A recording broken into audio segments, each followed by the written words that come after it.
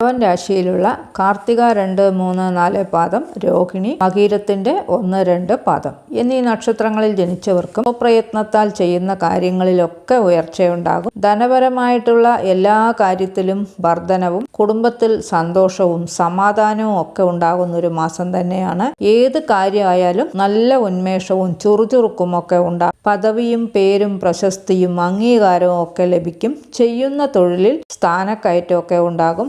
വളരെയധികം തൃപ്തി അനുഭവിക്കാൻ കഴിയുന്ന ഒരു മാസം കൂടിയാണ്. കലാ കായിക സാഹിത്യങ്ങളിലൊക്കെ താല്പര്യമുണ്ടാകും. ശരീരത്തിന് നല്ല ഉന്മേഷവും പൂർണ്ണ ആരോഗ്യവും ഒക്കെ ഉണ്ടാകും.